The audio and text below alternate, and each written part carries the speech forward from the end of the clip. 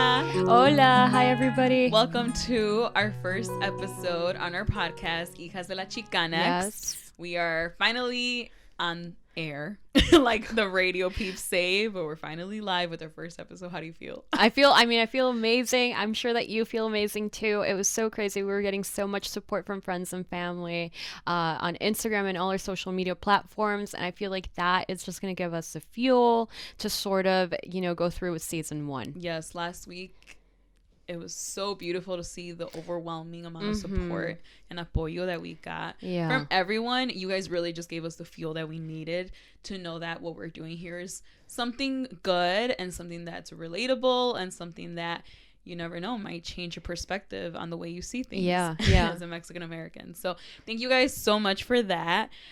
We wanted to start off the episode with, first off, defining the word Chicanex. Yes. We explained why we named our podcast what we named our podcast last week, but we never defined the word Chicanex. And you guys were all so supportive of us, which was so great, but maybe you don't know what Chicanex means. I won't lie to you, and this is probably going to be very embarrassing of me to say, but when I was 10 or 11, when somebody told me, oh, you're a Chicano, Chicana, I straight up thought I was because I was from Chicago. I was like, yes, representing, not knowing. No, honey, not what it means. Luckily, I was still in school, so someone actually told me what it meant. But not everyone knows what it means. And I think that it's really important for us to define what a Chicanex means. So, Ritzy, do you care to elaborate on the definition of the word? Not at all, Christy. So a Chicanx really is a person of Mexican and or Mexican American descent who is raised in the United States and its conscience or really develops critical awareness of their history of invisibility, oppression, and subalternity within the United States. And really this term Chicanx is kind of, its genesis really derives from the Chicano movement, and really what a lot of people also refer to as the Mexican American civil rights movement. I mean, I, as a little kid, I kind of knew what Chicanx was, but I can totally see why you thought that Chicanx was like, representing like Chi-Town or Chicago. No, of course. And many people, and this is not to out anybody, but some people in different age ranges have mentioned it to me. Like, I thought it was because I was from Chicago. Yeah, I think there's so much. Because the Chi.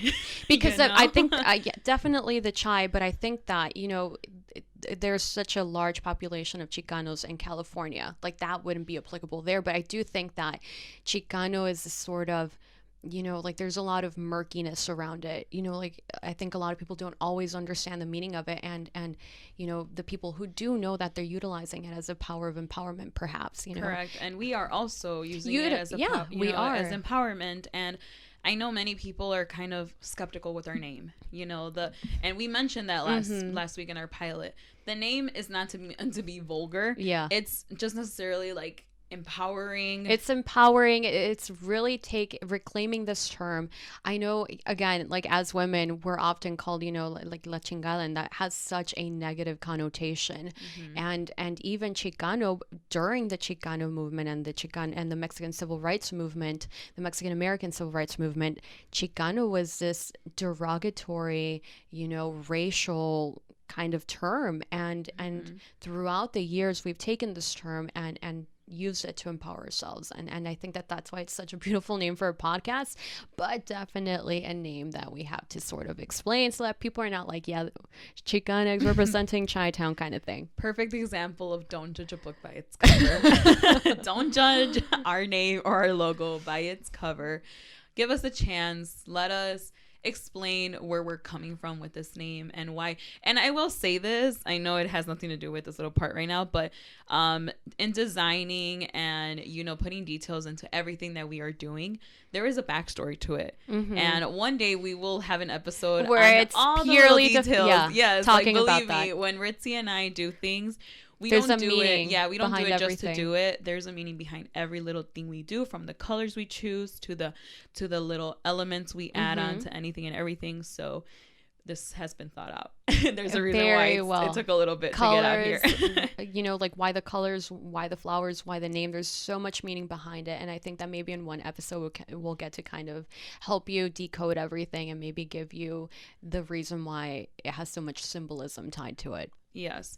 So going off that, symbolism and putting our culture out there and representing, we want to do a segment and where we kind of represent la cultura through our podcast. Yeah. Do you want to give them a little insight on what we plan to do? Yes. Christy was talking to me about this wonderful idea that she had, you know, really what this podcast is about. And like I mentioned before, it's not about Christy and I. This is about a Chicanex community, maybe a digital community where we can all kind of congregate and have conversations, tough conversations sometimes that kind of need to be had. But anyhow, what we want to do is we want to give a platform for Chicanex artists, or, you know, maybe you're an artist in whatever creative medium, be it like photography or painting, whatever it is, we want to give you a platform. Maybe you're a singer-songwriter. Yes, maybe you don't even have a big following and you have kept your talent to yourself, but maybe you're thinking, this is my time to shine. I want more exposure. Yeah, I want more exposure. And obviously we're starting off from the ground up too. So why not help each other along the way? Like she mentioned, we want to have a community. We both are very into our, you know, creative side and music, very in tune with it. So if we can give our platform to somebody and kind of like lend a helping hand to our community and our fellow Chicanex, we are more than happy to do so. In fact, that is like an honor for us, I think. Yes. So let's all help each other out, just like we know that, you know, more hands, como manos a la obra. Manos a la obra, manos para ayudar y asistir a los demás. So if you are interested, please send us an email or submit us a DM. Yeah. A DM to one of our links on our link tree. And there you can find the links to every one of our social media platforms where you can find our podcast. So anywhere that you feel comfortable doing so, please do so. This will be doing maybe next month. We kind of want to get a whole bunch of people in here telling us their stories. And believe me, there will be episodes galore. So don't ever think, maybe I won't make it to their podcast. Or no, you will. You will. We have so many episodes. We're planning on implementing this maybe next month. So please send us your DMs. If it's we'll reply to you as soon as we can. Yes, if it's not you, maybe it's a friend that you know that maybe is too shy to ask. And please, maybe give them a hand and send us their info. Yes, we're so excited for that. Now let's jump into the next part of the real reason why we're here. The real reason why we're here and into the meat of this episode. Today, what we will be talking about is what's Yaritza. Yes, today we are talking about telenovelas. Televisa presenta. Yeah. Televisa presenta. Ding, ding, ding. Yeah. But no, today we're starting with telenovelas. Christy and I were having a conversation. What's our first episode going to be about? And, you know, I think that we definitely wanted it to be a lighter episode, but also something that we could seriously just profusely unpack. And telenovelas is something that we can definitely do and that can really speak to our dual identity. So that's what we're going to do today. Yes, if you are Chicanx yourself, you can totally relate to the telenovela. Yeah, I mean, it's a theme in your life. It translates even everywhere. Even if you try to hide from it, you know that it creeps up on you somehow, some way, and part of you, even though you might be like, no, I'm not, you're proud of it.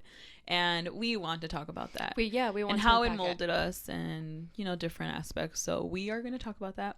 So Christy and I came up with a list of telenovelas that we wanted to feature here. We're both 90s babies. Both 90s babies, 92 over here. 94 over here. And these are novelas that either had some kind of impact on our lives or that Christy and I could speak to or that we had, you know, recollections of. We're going to start with the 1993 and then we're going to end with 2010. And we could have, making the list was so hard because we could have gone on with a really lengthy list, but these are, again, just it's pretty condensed. Lengthy, but it also doesn't have every one of the novelas that you probably, you know, what is it? That you really can speak to, and it's maybe not featured here. Yes, so we are gonna name them, each of them from the list. They're all in Spanish for those non-Spanish speakers on our podcast. Both Ritzy and I we're fluent Spanish speakers, so you're gonna hear our Spanish right now. So if you get lost, so sorry. No, and I fully embrace being bilingual for sure. Okay, are we ready? Yes. We're going to start with Corazón Salvaje, Marimar. Oh, I'm going to sing, by the way. Thank you for giving us, some of these have really good jingles. No, so good that the music for these novelas, when the intro music became like viral, they were like viral hits. Yes. So Marimar, Agujetas de color de rosa, Luz Clarita, María Isabel, La Usurpadora. I mean, it was so big, that novela. Yeah. Gotita de Amor, Soñadoras. I'm going to sing them. Go ahead. Go ahead. I'm digging it. Mariela del Barrio, Rosalinda, Pobre Niña Rica, Esmeralda, Pueblo Chico, Infierno Grande. You can already see the recurring tropes and telenovelas playing, even in the titles of these that we're listing here. Niño que vino del mar, El privilegio de amar. And then we're jumping into the 2000s. Starting off with Locura de Amor con 97, Amigas y Rivales, Clase 406, Cómplices al Rescate, Vivan los Niños, De Pocas Pulgas, Alegrijes y Rebujos, Amor Real, Ruby, Alborada, Rebelde, La Madrastra, Mi Favorito, Destilando Amor, Teresa, Lola, Érase una vez, Fuego en la Sangre, Cuidado con el Ángel. The list goes on and on and on. But we didn't write all that down. But like she mentioned, these are novelas that, had a big impact in our lives. Right. And I think the list can go on and on because telenovelas as is, we talk about Chicanex and where we both have this dual identity, but telenovelas as is are huge in Mexico. And it's a thing where you watch a telenovela for 5 days a week. And it plays for like 6 months. Yes. So a telenovela as is has this immense power to collectively like unify viewers and Mexican audiences or Latin American audiences. And I think that there's so much that we can unpack, so many different themes that we can even talk about. Agreed. Also, like you just mentioned, these run from 3 to 6 months sometimes. I remember, I don't even know which novela it is, but I felt like it lasted a whole year. And I was like, esta todavía no llega con ese hombre, like things like that. Because it's so crazy because the ending. You know that the ending is going to lead to, this like fictional realm of where you get married and it's like wonderful. And that's the goal. That. And most happily of these ever novelas, after. There's only one novela maybe that kind of, doesn't go with that story arc. Yes, but the Chicanex experience comes to play where, for example, for me, when I was growing up, I grew up going to Mexico every year in my life, because my dad's side of the family is over there. And I remember going, and whichever novela was on was ahead of its time from what I was watching in the U.S. with my family. And I was so confused. And then, you weren't good enough if you didn't know what was going on. And it's like, hello, I'm from, I'm in my house. We're not playing this. So yes, there are novelas that have definitely molded us, but not only that, have shown us, different, I guess you could say, what would you call it? Like not stereotypes. I think that, novelas, I think definitely feed recurring, cliche tropes and stereotypes. But I think apart from that, it's so interesting you mentioning, going to Mexico and the novela over there, like they knew the ending already. Yes. You hadn't even seen the ending back wherever you were, be it Chicago or like New York or California, you hadn't seen the ending yet because, it Televisa produces it and then Univision picks it up. Correct.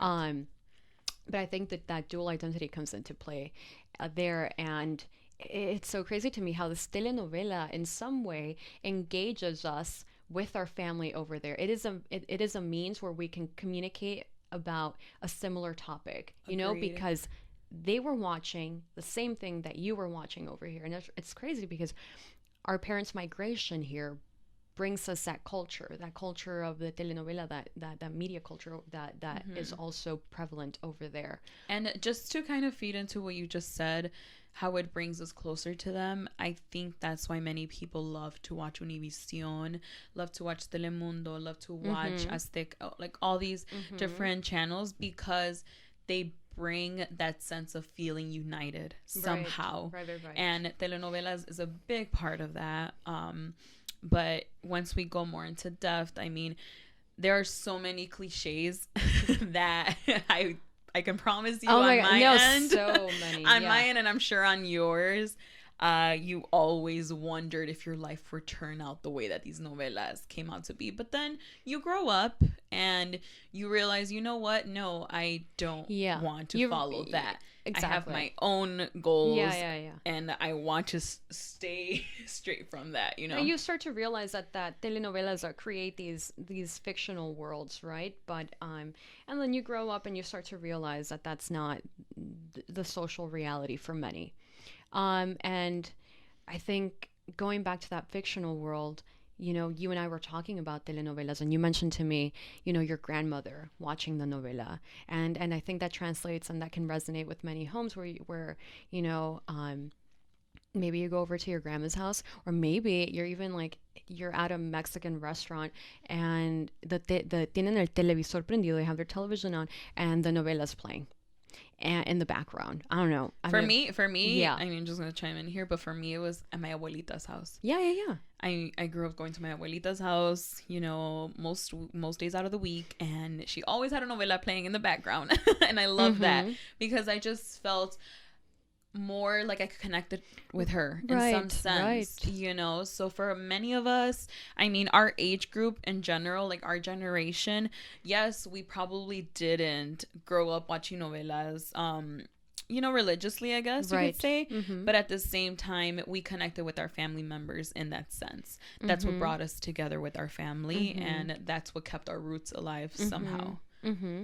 And I think that you know, you speaking about your grandma, and it was a way for you to communicate with her, and because, you know, obviously there is a generational clash there, but that's something that you can talk about, and that you can have a conversation over coffee or a piece of bread with. But I think that these fictional worlds, when you're watching it at a restaurant, you see, you know, the waiters peek over the television, or you see your grandma like she is like eating dinner and you both are watching the television. It's a way for you to disengage with your socioeconomic reality. Correct. And that it can be very powerful. Nationally in Mexico, it is a way for you to disengage and maybe forget a little bit about forget for maybe, I don't know, what is it, a place for an hour about your socioeconomic reality, and partake in this fictional world that allows you to do that. And I don't know about you, but for me, I always love seeing the little details of how they did her hair or their makeup. Me as being a makeup artist. Sí, el vestuario, claro. Sí, claro. Cómo se ponían el maquillaje, cómo se ponían el pelo. That always influenced me as I was growing up. For you, maybe it was the fashionable sense of, you know, these different characters. But I always remember that when I would watch a certain novela, my mood or theme was always connected to that somehow. Yeah. No, but it's also crazy because I think novelas have so much capital power in Mexico. So much capital power. But at the same time, they also have so much power in terms of setting trends. They're trendsetters. Correct. They're even in music, when you were like, oh, these are like jingles that I recognize. Yeah, and they're not even jingles in themselves. They're actually songs by artists, but they turn into Shakira, jingles. Juanes, I remember. Chayanne, like the big names that would be in these novelas, and you would just recognize them as little teasers of music. But one that I can tell you right off the bat that came to my mind when you said that, I did not personally watch, but you did, was Rebelde. Rebelde was that one novela that set so many trends. Oh, absolutely. Yeah, amongst teenagers and children. So many. I mean, concerts sold out. You could buy their uniform. You had their CDs. You could buy stickers. You could dye your hair like them. And like I said, I didn't watch it myself, but I did know the music. Yeah. Because that's how big it became. So for you, I know you watched it, correct? I mean, I didn't watch it from beginning to end, but I did watch episodes of it, like at home. And because again, it was always on TV, I think, for the duration of Rebelde. If I'm not even mistaken, I think it might even be on Netflix, or it was for a while. That's true. Yeah. That is true. Yeah. But all these novelas have different details that somehow transferred into our personal lifestyles. Right. For me personally, I will say that the love stories in a lot of these novelas always stood out to me. Yeah. I won't acknowledge that my idea of a love story was ever the idea of like finding a rich man, because for me I was like, no. Yeah, I don't think that's not a real reality, you know. So for me it was very like, no, that's not my reality. I want to be independent in my own sense and, you know, put my own foundation. But I mean in the sense of las serenatas. Oh, yeah. A tu casa. Yeah. Los detalles, you know, things like that that would stood out. And I think that we don't see that a lot in our generation nowadays. I think that novelas have this ability to weave you know, maybe popular culture or things of popular culture, Mexican popular culture that we like serenata, and you know, I think that people pick up on that, and those are maybe things that you're like, oh, I really wish that those are the things that maybe as a child you kind of idealized, but that you also kind of wished that you would have. Correct, pero a mí no me traigan serenata con mariachi, sino con banda. I just had to throw that in there. That wasn't even, I can see that coming from me. I saw that coming. I know that you love banda, Sisi. But yeah, I mean, even just talking about these things about novelas and the fictional worlds that they create, but also are a way for us to communicate with our family back in Mexico through them, and how they also play in Mexico and then they play here, and that our parents' migration kind of brings that the novela culture into our lives. Even aside from that, we have to also acknowledge the things that we don't talk about in novelas, like colorism. Like, you know, like maybe like who has representational power? What are the hegemonic discourses at play in telenovelas? I think we could spend, you know, all day talking about that. Yes, especially being that right now our generation has a big digital platform to share their thoughts and experiences. Right. I think this is a perfect opportunity for people to understand that there was colorism in these novelas.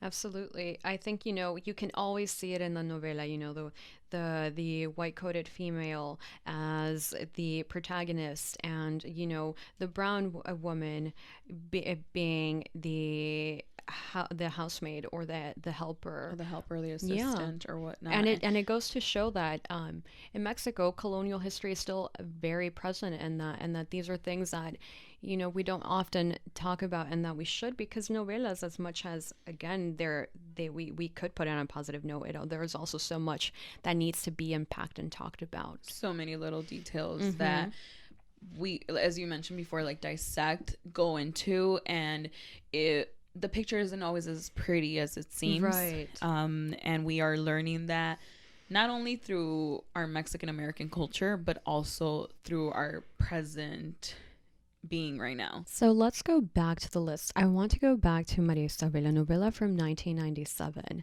I have very hazy memories of this novela. I would have been 4 or so when it aired, but it was almost quite staggering, yet not entirely surprising, to find that in this novela, the protagonist, played by Noriega, portrays a Wirrárica woman.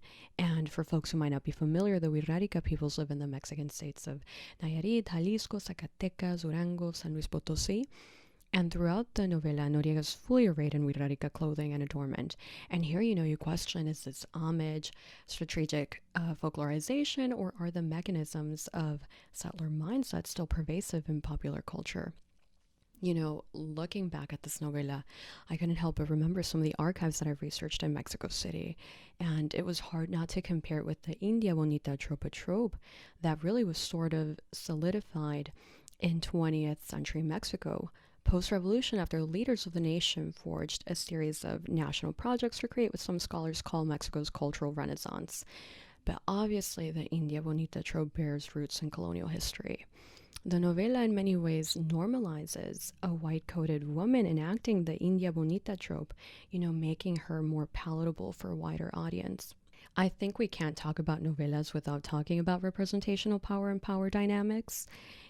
How are women of color and indigenous men and women depicted, even body image or, economic disparities? But, novelas certainly connect us with the aquí and the allá, but it's important to survey the good, the bad and the obscure in them, and to have these uncomfortable conversations. What happens when you see yourself reflected back? No, I agree with you 100%. And I can also add on to that. For example, in a lot of the novelas, what I personally love about novelas is the way that Mexico is portrayed. Right. The colors. Por ejemplo, las haciendas, los parques, the landscapes. Right. But I also notice in a lot of these novelas, it all looks so beautiful. Right. And then you go, like, from a person who would go to Mexico every year, and you wouldn't get to see the real things that I would see in Mexico in the novelas. Right. So if it's supposed to be such a... Yes, I understand it's a fantasy world. Just like any movie or any show. But I also feel like if you are going to show our culture, you should show it in all its aspects. Yeah. And I know that they do play the pobrecita que vive, like... homeless or whatnot, or they're trying to scrape for money, like por ejemplo en Cuidado con el Ángel, like Maite Perroni, she was always trying to even make... con Talia, Mariela del Barrio, she was Mariela this del poor Barrio. girl who lived in this like totally made up little tiny shack. Yes. I'm like, that shack, the wind could have blown and it was gone. That was not so real. So there are little parts that are just, they don't make sense. But at the same time, you were so young and you're learning, and then you get a reality check once you get older. You definitely do get a reality check for sure. I mean, I remember when I was younger, the only thing that had seemed really different, because I didn't grow up with as much television as perhaps other people, but Mujeres Asesinas was like the first time that I was like, oh, Televisa was like, oh, let's have women have some kind of autonomy. Let's just create a show where it's called Mujeres Asesinas, and like that's how women are going to get autonomy. That was crazy to me because I had seen novelas and that's where I saw women portrayed, but I don't know if you ever watched it. Mujeres Asesinas was the only time where I'm like, okay, this is women are going to get autonomy, and Mexico was like, Mujeres Asesinas it is. Yes. And another thing having to do with women are always made out to be these beautiful, thin, gorgeous, beautiful hair, big eyes, and I think every woman is beautiful in their own way. Right. But I also remember you see that how men always, make women seem smaller than they are, or if they are like the hot woman, it's like she has to have like, such a beautiful body. Yes. In the sense of her being really tiny. There are these when that's not the case. There are these parameters for what is considered beauty and what is not in a telenovela, and they're very much felt, and though they're not spoken about it verbally, you know them, and you can see them. Yes. And I will say now, I don't have novelas in my everyday routine. I honestly haven't watched a novela in a long time. Yeah. But I also have noticed that they're starting to diversify, allowing more of the norm talk right now be in the novelas. Yes. And speaking of novelas, I think one thing that we haven't really even kind of picked apart is the children's novelas. Those were probably bigger to me than the novelas are now, or were after I turned, maybe 14, 15. But I remember Gotita de Amor, Alegrijes y Rebujos, Cómplices al Rescate, Vivan los Niños. I think even Amigas y Rivales, so it was about teenagers.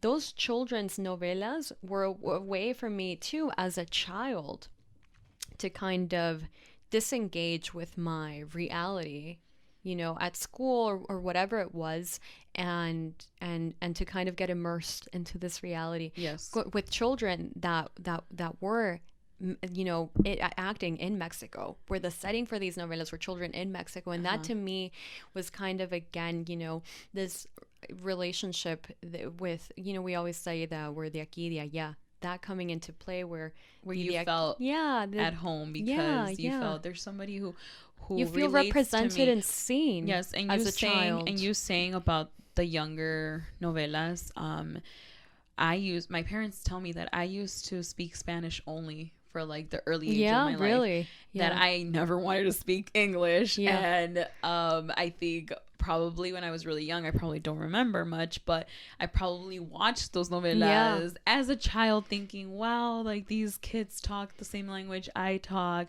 whereas if I go to school, it's only English, But I did go to bilingual school since I was little. So maybe that's why I was always scared to go into the English, but agreed with you on that sense as well. You hear your maternal tongue through the media that you're watching, because you are growing up on this side of the border, the majority of the media that you're watching is going to be in English. And so you hear your maternal tongue. And so you see children living in Mexico in a classroom, these children, and you feel yourself represented. And like you said, at home, and how do you react as a child, when you see yourself in that kind of setting, and when you see yourself acted or represented or portrayed in some kind of way? I mean, these are loaded questions, but they are important to think about. But they are super important to think about.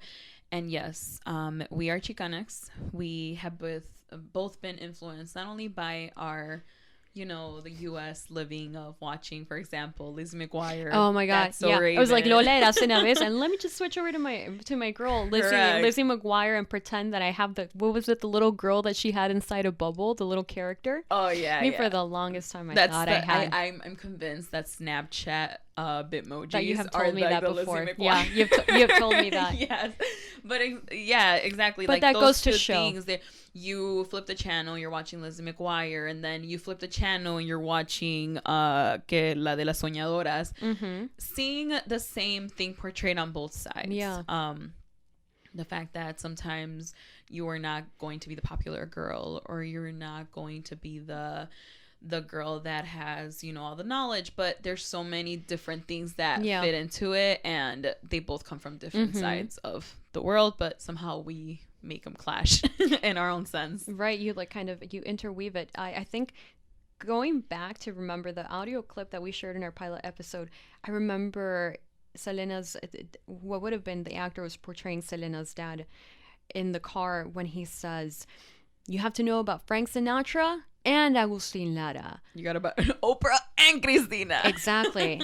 And that's how I think about it when we're saying that we're watching, I don't know, Alegrías y Rebujos, and then you switch over to the Pod Family or Kim's Possible or That's So Raven. As a child, that's already into play. So you have to do double the work, but you know what? I can proudly say that I never minded doing double the work. As much as I love my Mexican roots, telenovelas, and all the little details that, influenced my life, I enjoyed it as much, watching it on this side, watching it through movies, through shows. And, I mean, my takeaway from, I know we're going to get more in depth later on with different conversations, but my takeaway from this, it's beautiful to be Chicanex. Absolutely. We have the upper hand in the sense that we have two cultures that can immerse as one, and we can always use that to, educate others that come after us. Yes, I think that, when I was maybe a teenager, or when you were a teenager, you have this identity complex where you feel in limbo. I feel neither accepted there or accepted here, or represented there, represented here, or embraced, whatever. And then you kind of grow up and you start to realize the beauty of your dual identity, but also the complexity of it, and how when you come to terms with it, it is still a lifelong journey of untangling your identity. And that's what we're doing throughout this podcast. That's literally what this podcast is about. Yeah, untangling it. Untangle, those things, and finding people that understand. If you made it up to this point, thank you for listening this far. And if you agreed with anything we said, if you have your own story, you have your own insight on what we spoke about, anything that you feel that is important, we want to use our social media platforms to have a voice for all of the Chicanex, not only ourselves. I mean, it's great that both of us are in front of this mic, but for future reference, I mean, we do want to have guests and getting from them what their Chicanex, upbringing was, and how it molded their lives as well. Right. I think guests are something that we certainly definitely want to have in the future. And again, like Christy said, if you have something, a story, an experience, or something that you want to talk about and you want to share with us, shoot us a DM. You have our links. We've shared it with everybody. Yeah, I feel like our main one is like Instagram has all of the links. Yeah. Facebook has all of the links. But even if you have our personals, shoot us a DM there too. I mean, we're not closing any this doors. This is a community that we're trying to construct, to craft, to build. Yes. So with that being said, I think we're done with today's episode. There are many details that we probably still didn't get to go through or talk about, but that's okay. This is just kind of like leaving the door open, right, for that conversation. Absolutely. For it to evolve in future episodes. That will hopefully engender and enkindle more conversations, meaningful conversations that need to be brought to the table. Exactly. So with that being said, we are done with today's episode. We are closing it out, and we will have a new episode next week. We'll have new episodes every Monday. We are doing this by seasons, so we'll let you know when the season comes close to an end. But we're so excited to hear from you guys on our social media platforms and just hear what you thought about the episode. Maybe you can send us a DM if you feel comfortable doing so. Our social media platforms, once again, I will be closing out every episode probably just telling you guys, reminding you guys our social media platforms just in case you don't remember. But they are Facebook, Instagram, Twitter, TikTok, and you can find us under Hijas de la Chicanex. That is spelled HIJASDL CHICANX podcast. And you can also listen to our podcast through Google Podcasts, Apple Podcasts, YouTube, Spotify, and Amazon Music. So with that, we are closing out. Thank you guys so much for listening to us. Thank you so much, everybody. And remember that your voices matter.